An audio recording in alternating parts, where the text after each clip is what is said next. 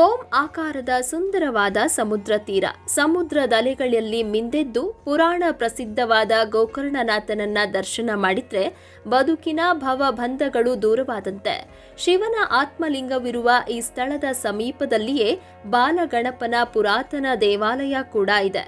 ಬನ್ನಿ, ಇವತ್ತಿನ ಸಂಚಿಕೆಯಲ್ಲಿ ವಿಘ್ನ ನಿವಾರಕನಾದ ಗಣೇಶನ ಆ ಆಲಯದ ಕುರಿತು ಒಂದಷ್ಟು ಮಾಹಿತಿಗಳನ್ನ ಪಡೆದುಕೊಂಡು ಬರೋಣ.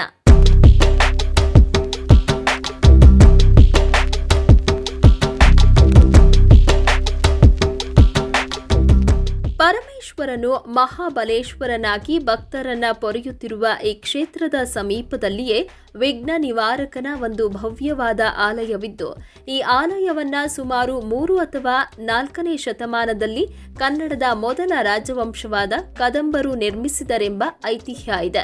ಆ ಆಲಯದಲ್ಲಿರುವ ಗಣಪನ ಮೂರ್ತಿಯು 1.3 ಮೀಟರ್ ಎತ್ತರವಾಗಿದ್ದು, ಕಪ್ಪು ವರ್ಣದ ಶಿಲೆಯಲ್ಲಿ ಕೆತ್ತಿರುವ ಗಣೇಶನ ವಿಗ್ರಹವು ಅಗಲವಾದ ಆನೆಯ ತಲೆ, ವಿಶಾಲವಾದ ಕಿವಿಗಳು, ಡೊಳ್ಳು ಹೊಟ್ಟೆ, ಬಲಗೈಯಲ್ಲಿ ಕಮಲ, ಎಡಗೈಯಲ್ಲಿ ಮೋದಕವನ್ನ ಸೊಂಡಿಲಿನಿಂದ ತಿನ್ನುವ ಭಂಗಿಯನ್ನ ಹೊಂದಿದೆ.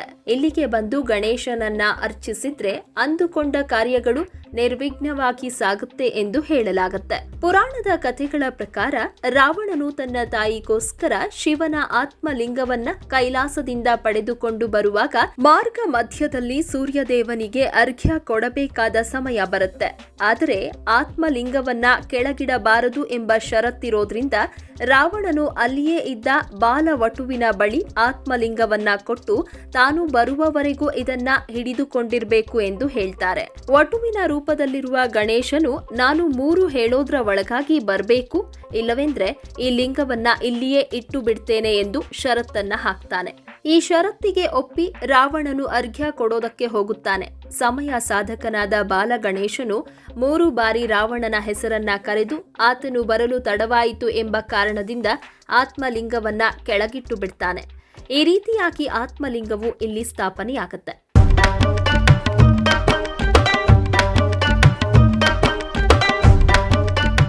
ಗಣೇಶನು ಆತ್ಮಲಿಂಗವನ್ನ ಈ ಕ್ಷೇತ್ರದಲ್ಲಿಯೇ ಉಳಿಸಿಕೊಳ್ಳುವ ಹಾಗೆ ಮಾಡಿದ ಎನ್ನುವ ಕಾರಣದಿಂದ ಮಹಾಬಲೇಶ್ವರನ ದೇಗುಲದ ಸಮೀಪದಲ್ಲಿಯೇ ಈ ಗಣೇಶನ ಆಲಯವನ್ನ ನಿರ್ಮಿಸಲಾಗಿದೆ ಎಂದು ಹೇಳಲಾಗುತ್ತೆ.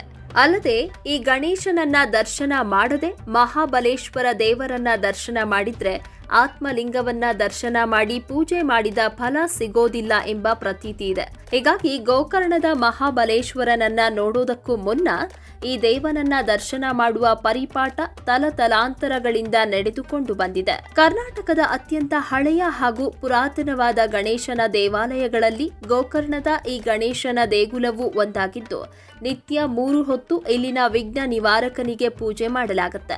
ಇಲ್ಲಿರುವ ಗಣೇಶನನ್ನ ಬೆಳಗ್ಗೆ 6 ಗಂಟೆಯಿಂದ ಮಧ್ಯಾಹ್ನ 12:30ರವರೆಗೆ, ಸಾಯಂಕಾಲ 3 ಗಂಟೆಯಿಂದ ರಾತ್ರಿ 9 ಗಂಟೆವರೆಗೆ ದರ್ಶನ ಮಾಡಬಹುದಾಗಿದ್ದು, ಸಂಕಷ್ಟಹರ ಚತುರ್ಥಿ, ಅಂಗಾರಕ ಸಂಕಷ್ಟಿ, ಗಣೇಶ ಚತುರ್ಥಿ ಹಬ್ಬಗಳನ್ನ ಇಲ್ಲಿ ಅತ್ಯಂತ ವಿಧಿವತ್ತಾಗಿ ಆಚರಿಸಲಾಗುತ್ತೆ. ಇಲ್ಲಿಗೆ ಬರುವ ಭಕ್ತಾದಿಗಳು ದೇವರಿಗೆ ಪಂಚಾಮೃತ ಅಭಿಷೇಕ, ಸುವರ್ಣ ಮತ್ತು ರಜತ ನಾಗಭರಣ ಸೇವೆ, ಕುಂಕುಮಾರ್ಚನೆ, ಗರಿಕೆ ಸಮರ್ಪಣೆ, ಹಣ್ಣುಕಾಯಿ ಸೇವೆಗಳನ್ನ ಮಾಡಿಸಬಹುದಾಗಿದೆ. ಪುರಾಣ ಪ್ರಸಿದ್ಧವಾದ ಗಣೇಶನ ಈ ಆಲಯವು ಉತ್ತರ ಕನ್ನಡ ಜಿಲ್ಲೆಯ ಗೋಕರ್ಣದ ಮಹಾಬಲೇಶ್ವರ ದೇಗುಲದಿಂದ ಸಮೀಪದಲ್ಲಿದೆ.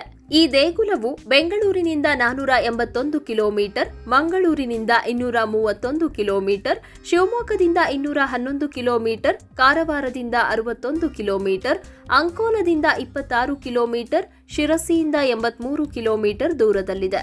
ಗೋಕರ್ಣಕ್ಕೆ ರಾಜ್ಯದ ಹಲವಾರು ಭಾಗಗಳಿಂದ ಕರ್ನಾಟಕ ಬಸ್ ಸಾರಿಗೆ ಸೌಲಭ್ಯವಿದ್ದು, ಗೋಕರ್ಣವು ಉತ್ತಮವಾದ ರೈಲ್ವೆ ಸಂಪರ್ಕವನ್ನ ಕೂಡ ಹೊಂದಿದೆ. ಗೋಕರ್ಣಕ್ಕೆ ಹೋದಾಗ ನೀವು ಕೂಡ ಮರೆಯದೆ ಈ ಗಣೇಶನನ್ನ ದರ್ಶನ ಮಾಡಿ ಪುನೀತರಾಗಿ ಬನ್ನಿ ಅಂತ ಹೇಳ್ತಾ ಇವತ್ತಿನ ಧರ್ಮ ದೇಗುಲ ದರ್ಶನ ಕಾರ್ಯಕ್ರಮವನ್ನ ಮುಗಿಸ್ತಾ ಇದ್ದೇವೆ. ವೀಕ್ಷಕರ ಗಮನಕ್ಕೆ ನಿಮ್ಮ ಅನಿಸಿಕೆ ಅಥವಾ ಅಭಿಪ್ರಾಯಗಳನ್ನ ಕಮೆಂಟ್ ಮುಖಾಂತರ ವ್ಯಕ್ತಪಡಿಸಬಹುದು. ಹಾಗೂ ನಿಮ್ಮ ಸುತ್ತಮುತ್ತ ಇದೇ ತರಹದ ಅದ್ಭುತ ದೇವಾಲಯಗಳಿದ್ದರೆ ಅದರ ಸಂಪೂರ್ಣ ಮಾಹಿತಿಗಳನ್ನ ನಮಗೆ ಇಮೇಲ್ ಮುಖಾಂತರ ತಿಳಿಸಬಹುದು. ನಮ್ಮ ಇಮೇಲ್ ID inspirecannadachannel@gmail.com. ಮುಂದಿನ ಸಂಚಿಕೆಯಲ್ಲಿ ಮತ್ತೊಂದು ವಿಶೇಷವಾದ ದೇಗುಲದ ಮಾಹಿತಿಯೊಂದಿಗೆ ನಿಮ್ಮ ಮುಂದೆ ಬರ್ತೀವಿ. ಈ ವಿಡಿಯೋ ನಿಮಗೆ ಇಷ್ಟವಾಗಿದ್ದಲ್ಲಿ ದಯವಿಟ್ಟು ನಮ್ಮ ಚಾನೆಲ್ನ ಸಬ್ಸ್ಕ್ರೈಬ್ ಮಾಡಿ ಹಾಗೂ ಬೆಲ್ ಬಟನ್ನ ಕ್ಲಿಕ್ ಮಾಡಿ. ವಂದನೆಗಳು.